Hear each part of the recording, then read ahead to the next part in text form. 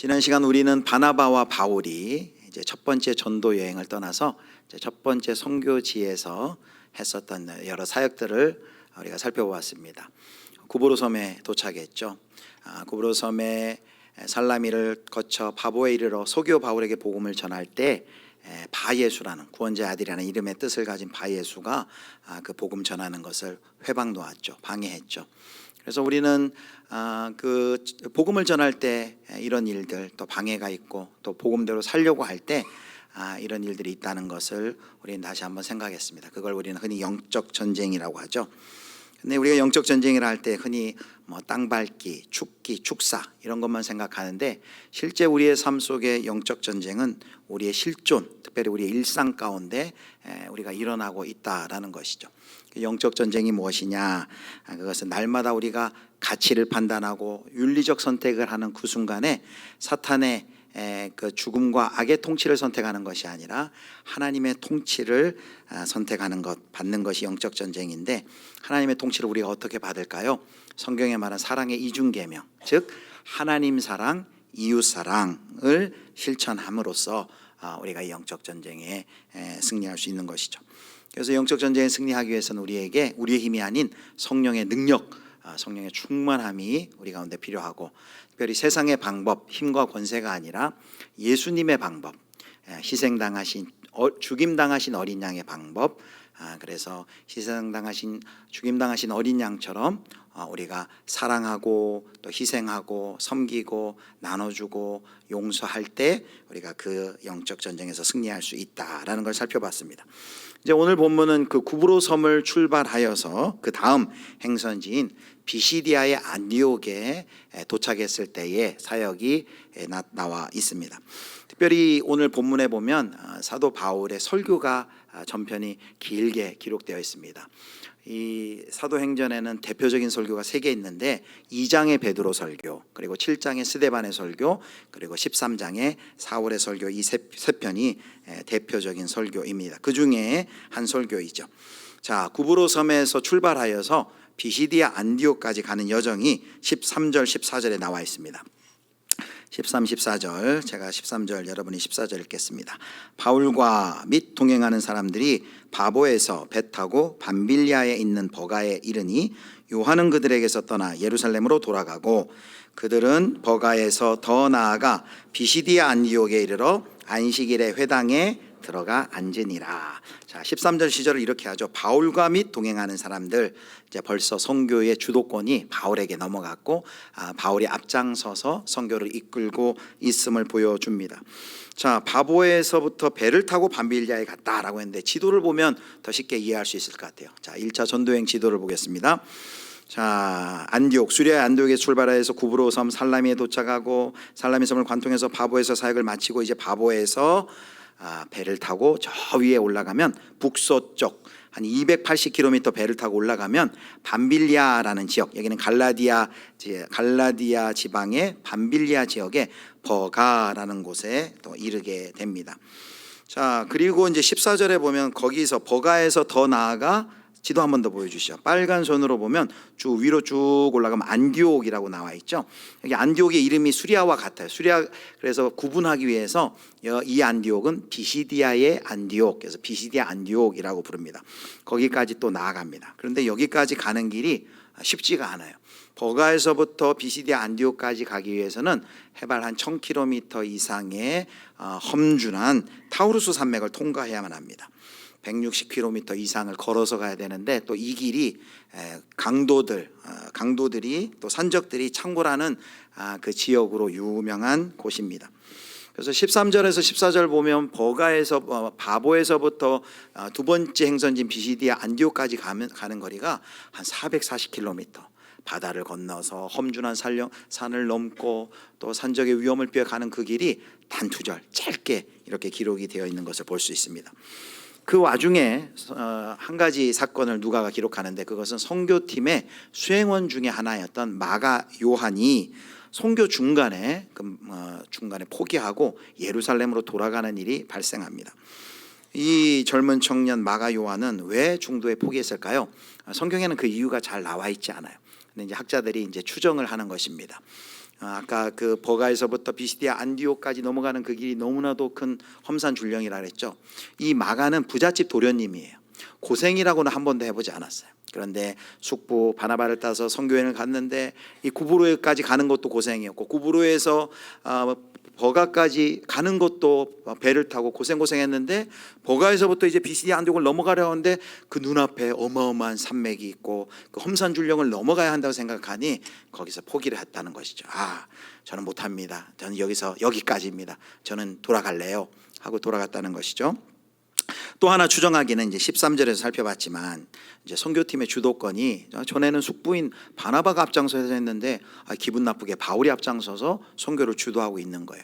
그래서 그거에 반대해서 돌아갔다라는 그런 또 해석도 있습니다. 어쨌든 정확하게 나와 있지 않지만 이 선교팀에서의 이 마가 요한의 중도 하차는 바울과 바나바에게 큰 충격을 주었음에 분명할 것입니다. 지금 선교팀은 이제 버가에서 험산 줄령 타우로스 산맥을 넘어서 비시디아 안디옥까지 160km를 전진해 나아가야 됩니다. 그 와중에 선교팀 중에 한 일원인 젊은 청년 마가가 중간에 포기하고 돌아갑니다. 이런 어려움 속에서도 그들은 선교를 포기하지 않고 그리고 마침내 산맥을 넘어 비시디아 안디옥에 도착한 것이죠. 자, 거기에 도착하자 바보에서도 그랬던 것처럼 이제 유대인들의 회당을 먼저 찾습니다. 그리고 거기 가서 이제 함께 예배를 드리는 것이죠. 유대 역사가 요세푸스에 하면 당시 비시디아 안디옥에는 약 2,000명의 유대인들이 살았다라고 합니다. 그러니까 많은 유대인들과 또 많은 회당이 거기 있었던 것이죠. 우리가 이렇게 예배드리듯 회당에서도 예배를 드려요. 회당의 예배는 예배 순서 중에 회당 오경, 모세의 오경과 선지자글을 낭독하는 시간이 있고, 그 낭독한 후에 이제 설교자가 마치 우리가 설교하듯 이제 그걸 풀어줍니다. 그래서 권면할 사람이 있으면 그에게 풀어달라고 부탁을 하는데, 이제 마침 이 바울과 바나바가 그 예배에 참석했을 때 바울에게 그 역할을 부탁합니다. 그것은 생판 모르는 사람인데 부탁할 일은 없고, 바울이 이제 율법에 익숙한 바리새인이라는 것을 밝히고 그 자격으로 권면을 하기로 미리 조율이 된 상태에서 말씀을 전한 것으로 보입니다. 자, 그래서 이제 17절부터 길게 뒤에 42절까지, 오늘 본문은 31절까지 읽었지만 오늘 13장 전체를 다루는데요, 청중들에게 설교를 시작해요. 이렇게 말하며 설교를 시작합니다. 사도행전 13장 16절 제가 읽겠습니다. 바울이 일어나 손짓하며 말하되 이스라엘 사람들과 및 하나님을 경외하는 사람들아 들으라. 여기 16절에 이스라엘 사람들은 이제 유대교를 믿는 유대인들이죠. 그 뒤에 있는 하나님을 경외하는 사람들은 회당의 예배는 참석하지만 이제 아직 공식적으로 개종하지 않은 그 사람들, 이방인들을 지칭하는 표현입니다. 자, 이 설교를 크게 세 부분으로 나눌 수 있어요. 제가 세 부분으로 잘 요약해 설명해 드릴 테니까 여러분 잘 따라와 주시기 바랍니다. 자, 첫 번째는 17절부터 22절까지 보면 구약의 역사, 그들의 이스라엘의 구약의 역사를 쭉 개관을 합니다. 자, 읽으면서 설명을 해드릴게요. 자, 13장 17절 제가 읽으면서 설명하겠습니다. 이 이스라엘 백성의 하나님이 우리 조상들을 택하시고 애굽 땅에서 나그네 되는 그 백성을 높여 큰 권능으로 인도하여 내사. 하나님이 조상들을 택하셨다. 대표적으로 아브라함을 부르시죠. 족장들을 부르시고 그리고 애굽 땅에서 나그네 된 그 백성을 높여 큰 권능으로 인도하셨다. 하나님의 족장들의 선택과 그리고 출애굽 사건이 이 한 절에 기록이 되어 있습니다. 자, 그 다음에 18절에 보면 광야에서 약 40년간 그들의 소행을 참으시고 어떤 생활을 얘기하고 있어요? 광야 40년, 출애굽 후 광야 40년 생활을 이야기하고 있습니다. 40년 동안에 또 하나님께 반역하고 불순종했던 그 역사가 여기 기록이 되어 있죠. 자, 19절 말씀 보도록 하겠습니다. 가나안 땅 7족속을 멸하사 이제 가나안 땅에 들어왔습니다. 그리고 가나안 정복 전쟁이 있었죠. 그 땅을 기업으로 주시기까지, 그래서 애굽의 노예 생활부터 여기까지 450년간이라고 말합니다. 자, 20절 말씀. 그 후에 선지자 사무엘 때까지 사사를 주셨더니, 사사시대가 이제 시작이 되었죠. 그 다음에 21절 사사시대 말미에 그 후에 그들이 왕을 구하거늘 하나님이 베냐민 지파 사람 기스의 아들 사울을 40년간 주셨다가 이제 이스라엘 왕국이 세워지는데 초당 사울이 세워진 얘기가 기록이 됩니다. 그리고 마지막 22절 같이 읽겠습니다. 패하시고 다윗을 왕으로 세우시고 증언하여 이르시되 내가 이새의 아들 다윗을 만나니 내 마음에 합한 사람이라 내 뜻을 다 이루리라 하시더니, 내 마음에 맞는 사람이라 내 뜻을 다 이루리라 하시더니 누구를 세운 이야기를 합니까? 다윗 왕을 세운 이야기를 합니다. 그래서 17절부터 22절까지는 구약의 역사, 아브라함을 택한 것에부터 시작하여서 다윗왕 그 왕정 다윗왕에 이르기까지 역사를 쭉 이야기합니다. 자, 이 역사는 어떤 역사입니까? 이 역사는 단순히 역사를 그냥 시간 순대로 연대기적으로 나열한 것이 아니죠. 이 역사는 어떤 역사예요?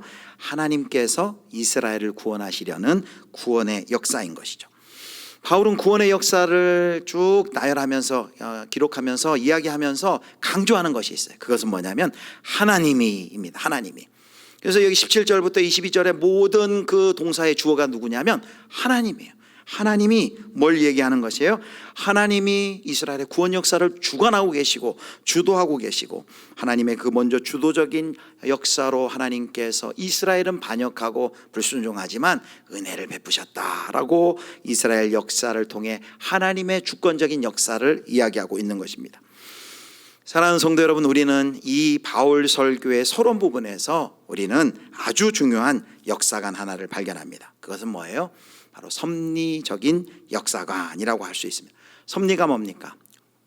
사전에 찾아보면 이렇게 되어 있어요. 온 세상과 우주 만물을 다스리는 신의 뜻, 하나님의 뜻이 바로 섭리한다라는 거죠. 그럼 우리 그리스도인들이 가져야 할 바로 섭리적인 세계관, 이것이 바로 우리가 가져야 할 역사관이고 바로 우리가 가져야 할 세계관 중에 하나인 것이죠. 로마서 11장 36절 보면 만물이 주로부터 나오고 주에게서 나오고 주로 말미암고 주에게로 돌아갑니다 라고 말씀하시는데, 우리는 그것을 믿습니다. 우리가 믿는 이 하나님이 우리를 다스리시고 섭리하신다라는 것은 이 세상에서 말하는 어떤 운명론, 결정론, 숙명론과는 전혀 다른 것이죠. 그래서 우리는 하나님의 주권과 섭리를 믿는 사람이기 때문에 우리 삶 가운데 모든 일어나는 일들이 하나님의 다스림과 손안에 있다는 것을 믿음으로 고백합니다. 그 일들 가운데는 잘 되고 잘 풀리고 형통하는 일뿐만 아니라 때로 우리의 실패에서도 연약함 속에서도 우리의 나약함과 넘어짐 속 그 모든 일이 하나님의 다스림과 섭리 가운데 있다라고 우리는 고백하는 것이죠. 그리고 우리는 하나님이 섭리하실 때 그 모든 실패 속에서도 우리의 거짓말, 실패, 잘못, 방황까지마저도 하나님께서 그 모두가 합력하여서 주의 뜻을 이루어 가시는, 합력하여 선을 이루시는 하나님인 것을 우리는 믿음으로 고백하는 것이죠. 사랑하는 성도 여러분, 요셉의 인생의 클라이막스가 뭡니까? 우리 요셉 하면 요셉 애굽의 제국의 국무총리 2인자 된 순간이 가장 멋진 그의 인생의 찬란한 클라이막스 아닌가라고 생각합니다. 그렇지 않습니다. 요셉의 인생의 클라이막스는 어디입니까? 창세기 45장에 나와요. 45장 5절입니다. 우리 같이 읽겠습니다. 당신들이 나를 이곳에 팔았다고 해서 근심하지 마소서, 한탄하지 마소서. 하나님이 생명을 구원하시려고 나를 당신들보다 먼저 보내셨나이다. 이게 누구에게 한 말입니까? 자신들을 판 형들을 애굽에서 만나 자신의 정체를 드러내면서 했던 말이죠. 당신들이 나를 이곳에 팔았다고 해서 근심하지 마소서, 한탄하지 마소서. 형들을 위로한 다음에 뭐라고 얘기합니까? 하나님이라고 말합니다. 하나님이 그의 인생에, 요셉의 인생에 드디어 하나님이라는 인생의 주어가 하나님이 되는 순간입니다. 뭘 고백하는 거예요? 하나님이 생명을 구원하시려고 나를 당신들보다 먼저 보내셨나이다. 뭘 고백합니까? 그의 인생 가운데 드려진 하나님의 주권과 하나님의 섭리에 바로 요셉이 활짝 그의 눈이 열리는 바로 이 장면, 여기가 바로 요셉의 인생의 클라이막스라는 것이죠. 사랑하는 성도 여러분, 우리도 마찬가지예요. 사랑하는 성도 여러분, 우리의 삶을 지금 누가 주관하고 계시다는 거예요?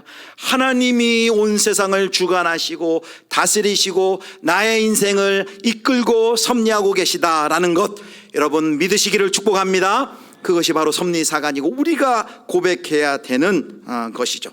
그러므로 사랑하는 성도 여러분, 우리가 더 이상 우리는 사주 안 봐도 돼요. 점 안 봐도 돼요. 운세, 오늘의 운세 그런 거 안 봐도 돼요. 타로, 궁합 이런 거 안 봐도 돼요. 왜요? 바로 저와 여러분은 더 이상 그런 것에 종속되는 것이 아니라 우리는 하나님이 우리를 다스리시고 주관하시고 섭리하시며 하나님이 우리의 생사화 복을 주관하시는 전능하신 하나님이신 것을 믿으시기를 축복합니다. 그래, 여러분 장난이라도 그런 거 절대 보지 마시고, 그럴 돈이 있다면 맛있는 거 사드세요. 맛있는 거. 여러분, 우리의 삶을 주관하시는 하나님. 그래서 첫 번째, 우리가 이렇게 대지를 정리하겠습니다. 우리 같이 읽겠습니다. 역사의 참주이신 하나님이 온 세상을 섭리하신다. 바로 사도 바울은 첫 번째 그의 설교의 서론에서 그 역사를 개관하면서 역사의 주인이신 하나님이 온 이스라엘을 다스리시고 지금까지 섭리하며 이끌어 오셨다라고 얘기합니다. 자, 그 다음에 설교의 두 번째 파트인데, 두 번째 부분에서는 다윗 왕까지 얘기했어요. 그럼 다윗 다음부터 또 얘기할 거 아니에요? 다윗 왕 이후에 남왕국 북왕국 이스라엘이 나뉘어지고, 그리고 아수르와 그리고 페르시아 바벨론에 멸망당하고, 그리고 그 후에 또 포로로 끌려갔다 다시 돌아오고, 또 다른 이방 나라의 그 나라가 망하는 이런 일들이 쭉 있었는데, 그런 역사는 다 생략해요. 그리고 어디로 바로 연결을 하냐면, 자 23절에 보면 곧장 다윗에게서부터 예수님께로 연결을 합니다. 자 13장 23절 보겠습니다. 같이 읽습니다. 하나님이 약속하신 대로 이 사람의 후손에서 이스라엘을 위하여 구주를 세우셨으니 곧 예수라.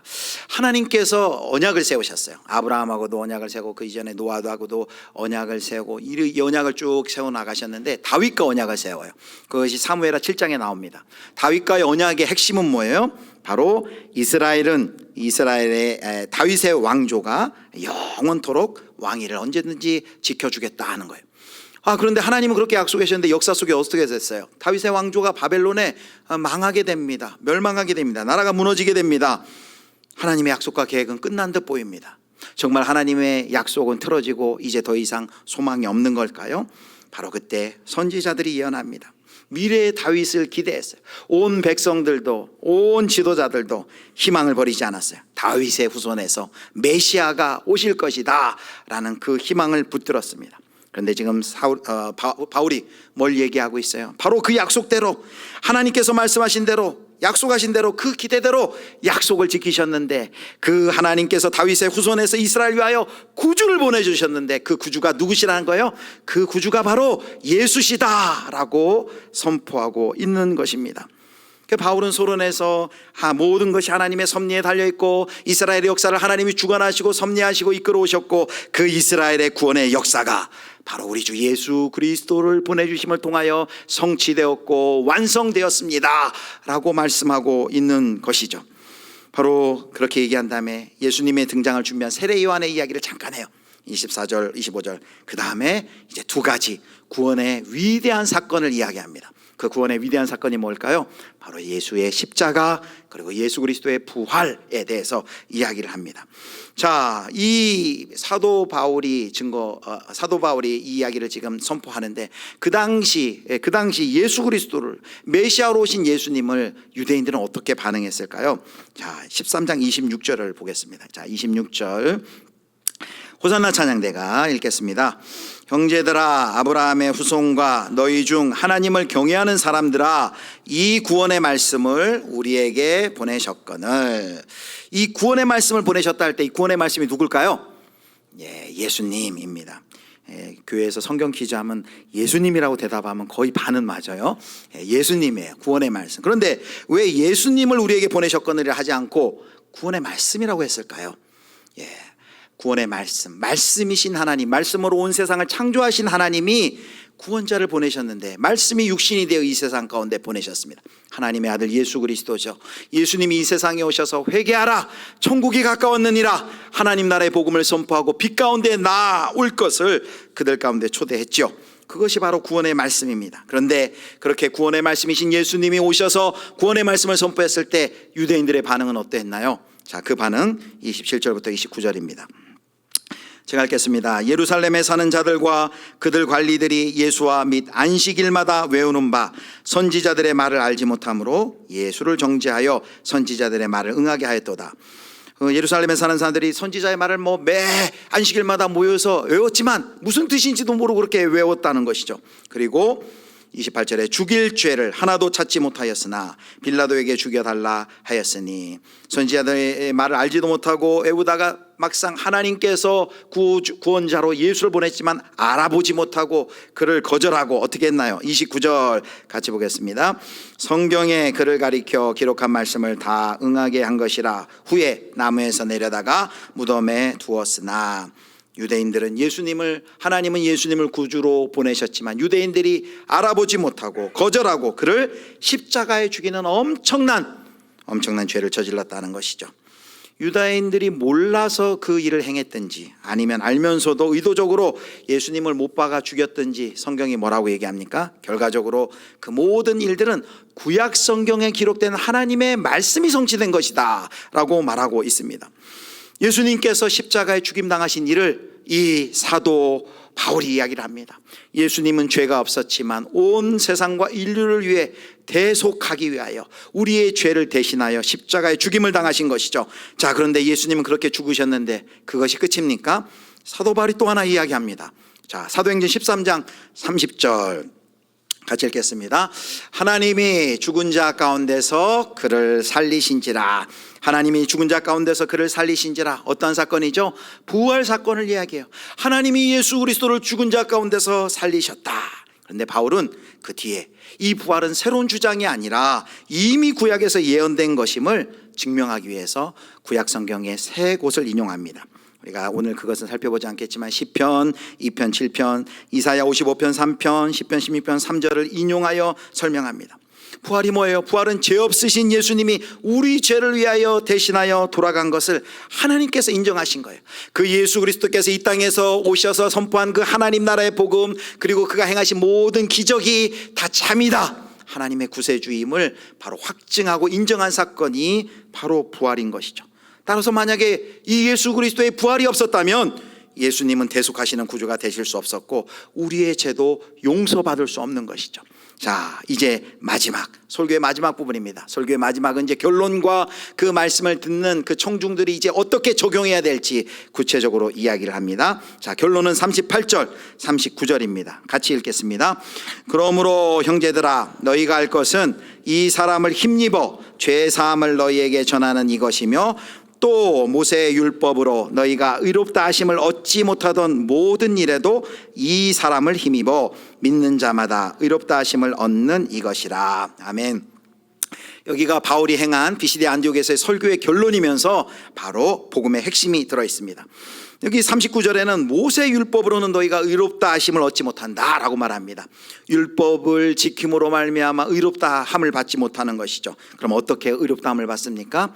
38절 39절 계속해서 반복해서 이 사람을 힘입어 라고 말합니다. 여기 이 사람이 누굽니까?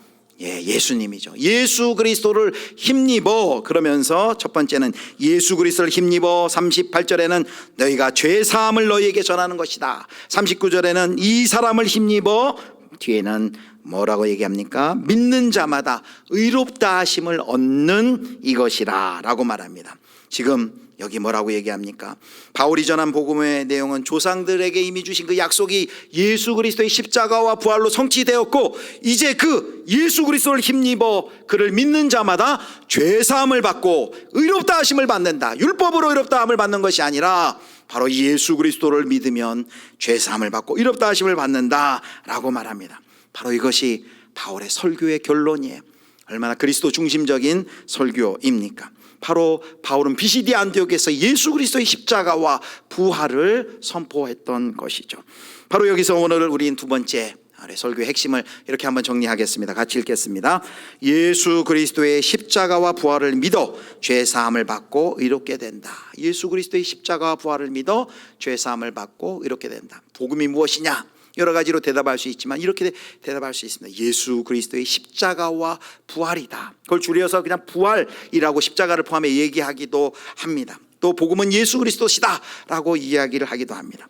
여러분, 이 사도 바울의 이 복음의 메시지, 십자가와 부활의 이 메시지를 들을 때 여러분 어떤 생각이 들으세요? 나 그거 다 아는데, 나 잘 알고 있는데, 내가 복음 예수 믿은 지가 몇 년이 됐는데 매번 듣고 있는데 그것도 내가 들어야 할 필요가 있는가? 혹시 그런 생각 드십니까? 제가 주중에 복음을 들고 너에게 갈게라는 책을 읽었는데요. 거기 이제 배준영 목사님이란 분이 책에 이런 표를 그려놨어요. 뭐를 그렸냐면 복음 재검 문진표라고 해서 질문을 드려놓고 교회 출석하고 이미 예배드리고 있는 우리와 같은 성도들이 그 문진표 중에 증상을 쭉 읽어보면서 그 중에 한 가지만이라도 체크가 되면 우리는 다시 복음을 들어야 하고 복음 앞에 설 필요가 있습니다. 자, 14개를 보여드릴 테니까 여러분들도 한번 내가 여기 체크되는 게 있는지 한번 보세요.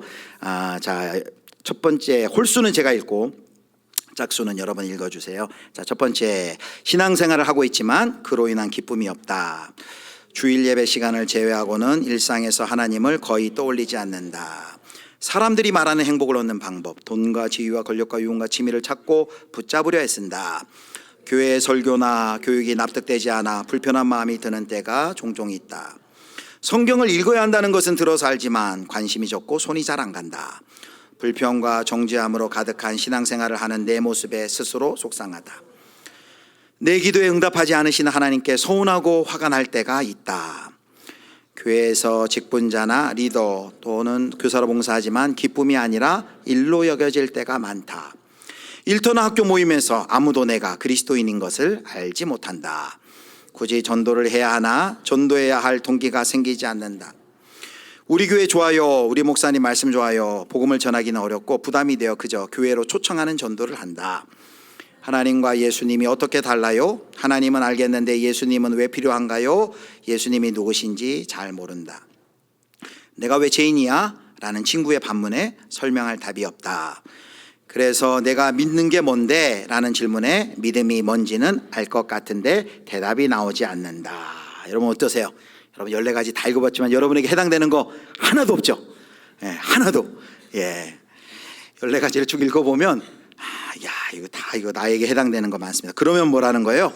복음을 계속 들어야 한다는 거예요. 복음을 한 번 듣고 그치는 것이 아니라 복음을 계속 들어야 된다는 거예요.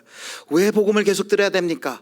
복음으로 충만해지기 위해서입니다. 왜 복음으로 충만해져요? 복음으로 충만해져야만 여기 14가지도 나오지만 이런 것들을 피하고 우리의 삶이 변화되고 복음에 합당한 삶을 살게 되고 복음이 주는 유익을 우리가 비로소 누릴 수 있기 때문에 우리는 복음을 계속해서 듣고 그리고 복음으로 충만해져야 한다라는 것이죠. 복음 앞에 서야 된다는 것입니다. 자, 그렇다면 여러분 복음을 계속 듣고 복음으로 충만할 때, 예수로 충만할 때 어떤 변화들이 일어나는지 마지막 한번 확인해 보겠습니다. 자, 설교가 마쳐지고 42절부터 마지막 52절까지는 설교에 대한 그 청중들의 반응이 기록되어 있어요. 반응은 둘로 요약할 수 있습니다. 하나는 환영, 하나는 거절. 먼저 환영입니다. 누가 환영했을까요? 바울의 설교에 아주 청중들이 뜨겁게 반응을 합니다. 특별히 이방인들이 그 말씀을 듣고 너무 좋아하며 다음 안식일에도 좀 오셔가지고 이 말씀을 다시 전해 주십시오 라고 부탁을 합니다. 그들은 이제까지 잘못 알고 있었는데 우리가 율법을 순종함으로 의롭다함을 받는 것이 아니라 오직 예수를 믿음으로 얻게 되는 구원의 도리, 그것을 받아들입니다 라면서 그들이 예수님을 믿게 되었습니다. 정말 그 다음 주에 온 그 비시디 안디옥의 시민이 많은 사람들이 모여들었다라고 44절에 얘기합니다. 바울의 설교가 도시 안에 적잖은 파장을 불러일으킨 것이죠. 그런데 이렇게 환영만 하는 것이 아니에요. 반대하는 사람들이 있었어요. 자, 두 번째 뜻은 거절과 반대인데, 자, 유대인들이 어떤 반응을 보이는지 보겠습니다. 13장 45절 우리 같이 읽겠습니다. 유대인들이 그 무리를 보고 시기가 가득하여 바울이 말한 것을 반박하고 비방하거늘. 자, 유대인들이 그 많은 무리들이 모인 걸 보고 시기하였다. 그러니까 여기 언뜻 보면 사람들이 많이 모인 거 보고 자기들의 인기가 빼앗기지는 거 보고 이런가 보다라고 하는데 그것이 아니다라는 것이죠. 그럼 무엇입니까? 그것은 바로 그 바울의 설교 중에 어떤 내용이 있었어요? 율법으로 의롭다함을 받는 것이 아니다. 예수 그리스도를 믿음으로 바로 죄의 사함 받고 의롭다 받는다라는 그 대목에 대해서 분노하여서 나온 시기입니다. 그래서 그들은 주로 유대인들이었어요. 복음을 거절했어요. 복음을 업신여기고 멸시했어요. 그리고 이제 많은 권력자들 동원해서 이제 핍박하고 그들을 쫓아내려고 합니다. 자, 그렇게 유대인들은 비방하였지만 그 하나님의 아들 예수 그리스도의 십자가와 부활의 복음이 전해진 그 도성에 어떤 역사가 일어났습니까? 이방인들이 기뻐하고 하나님의 말씀을 찬양하고 복음을 받아들였어요. 49절은 그래서 이렇게 얘기합니다. 49절 같이 읽겠습니다. 주의 말씀이 그 지방에 두루 퍼지니라. 하나님의 말씀이 그 지방에 두루 퍼진다라고 말합니다. 말씀은 흥왕하게 가는데 더불어서 또 핍박도 가해져요. 그 다음 50절에 보면은 이제 유대인들이 성내 권력자들을 선동해서 이 바울과 바나바 선교사들을 핍박하고 쫓아냅니다. 자, 50절 보겠어요. 50절 같이 보겠습니다. 이에 유대인들이 경건한 귀부인들과 그 신의 유력자들을 선동하여 바울과 바나바를 박해하여 그 지역에서 쫓아내니, 박해하게 하여 그 지역에서 쫓아내니. 그래서 박해를 받고 이 바울과 바나바는 그 지역에서 추방당해서 이제 떠날 수밖에 없게 되었습니다. 그러자 그들이 발에 먼지를 털었다라는 것인데 상징적 행동이에요. 그 행동은 지금 복음을 거절한 책임이 복음을 전한 사람에 있는 것이 아니라 그 당신들한테 있습니다 라는 것을 보여주는 행동입니다. 여러분 한번 상상해 보세요. 이렇게 핍박을 받으며 열심히 복음 전하고 수고했는데 핍박을 받으면서 그 비시디 안디옥을 떠날 때 바나바와 바울이 마음이 어떠했을까요? 헌신의 대가가 고작 추방인가 라는 마음 가지고 원망이 있고 불평했을까요? 놀랍게 오늘 13장 마지막 52절은 이렇게 이야기합니다. 자, 52절 같이 읽겠습니다. 제자들은 기쁨과 성령이 충만하니라. 발에 먼지를 떨며 떠나는 그들은 어떤 마음이에요?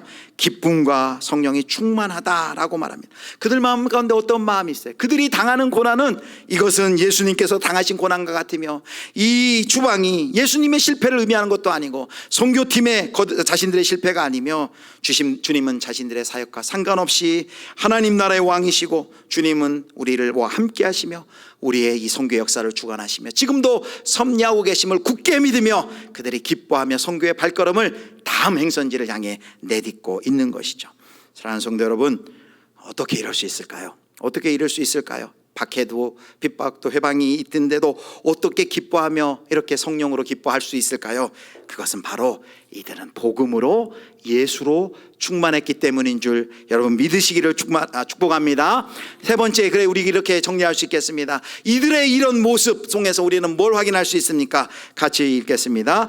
예수로 충만할 때 세상이 앗아갈 수 없는 기쁨을 누립니다. 그들이 지금 복음을 증거하는 그들의 모습을 통해서 지금 이 바울과 바나바가 복음으로 충만하고 예수로 충만한 그 모습을 우리는 확인할 수 있습니다. 자, 그런데 복음을 전하고 쫓겨가는 추방당하는 이 제자들도 성령 충만하고 예수로 충만했지만 여기 보니까 52절 여기 제자들이 기쁨과 성령이 충만하니라고 했을 때 이 제자들은 또 누구도 포함된 줄 아십니까?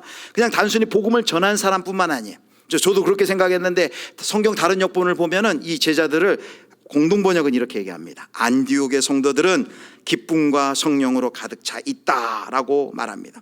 안디옥의 성도들, 사도 바울을 통해 그 십자가 복음을 들은 그 성도들, 분명히 그 성도들 이 바울과 바나바가 떠났을 때 그들은 남겨진 양들처럼 비방과 조롱과 박해를 분명히 받았을 거예요. 그런데 그렇게 비방과 조롱과 박해를 예수님 믿고 받으면 이들도 낙심하고 포기하고 그럴 텐데 이들의 행동을 보면 이제 다음 주에 그걸 살펴볼 텐데 이들이 말씀 안에 믿음 안에 견고히 섭니다. 그리고 이제 1차 전도여행 돌아오면서 다시 돌아올 때 여기서 이제 장로들을 세우는 것을 우리가 확인하게 될 것입니다.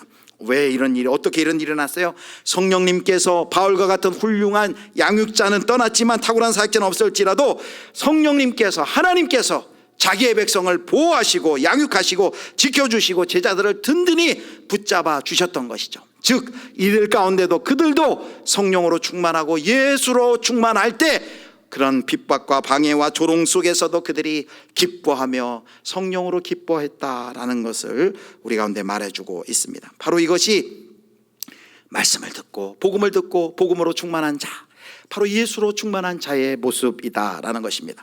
사랑하는 성도 여러분, 오늘 우리가 비시디 안디옥 두 번째 1차 전도의 두 번째 선교지에서 바울이 전한 복음을 통해서 우리가 세 가지를 살펴봤는데요. 우리 확인해 보겠습니다. 자, 첫 번째 같이 읽겠습니다. 역사의 참주인이신 하나님이 온 세상을 섭리하신다. 설교를 통해 서론을 통해 역사의 주관자이신 하나님이 온 세상을 창조하시고, 마찬가지로 오늘 저와 여러분, 우리 나 개인의 인생뿐만 아니라 우리 교회와 이 세상의 역사를, 만물을 하나님께서 섭리하시고 다스리심을 믿으시기를 축복합니다.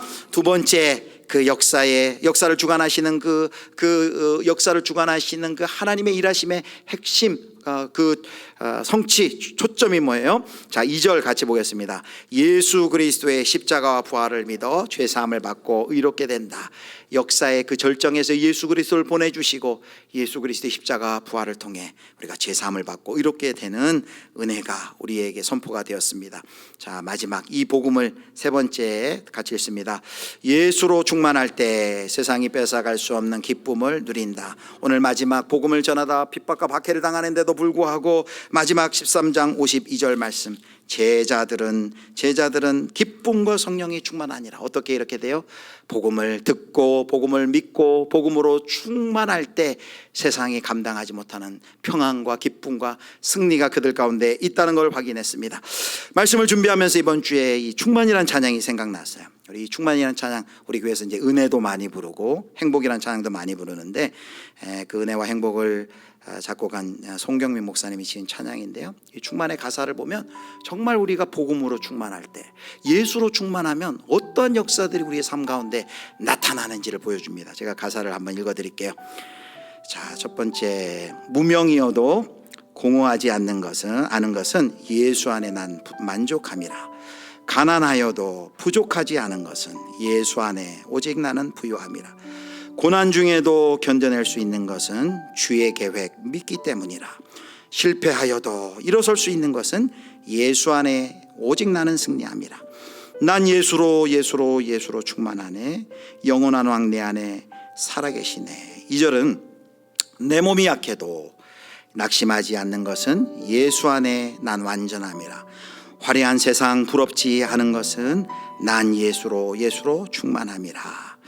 사랑하는 성도 여러분, 축복하기는 예수로 충만하시기를 축복합니다. 복음으로 충만하시기를 축복합니다. 이번 주 내내 한 주간 기도가 이거였으면 좋겠어요. 주님, 예수로 충만하게 하여 주옵소서. 여러분, 예수로 충만하면 우리가 견뎌낼 수 있습니다. 예수로 충만하면 기다릴 수 있습니다. 예수로 충만하면 용서할 수 있습니다. 예수로 충만하면 우리가 희생할 수 있습니다. 우리가 예수로 충만하도록 우리가 하나님께 구하여서 참 세상이 앗아갈 수 없는 그 예수로 충만할 때 하나님 주시는 기쁨과 평안이 우리 안에 가득히 차고 넘치기를 주님의 이름으로 축원합니다.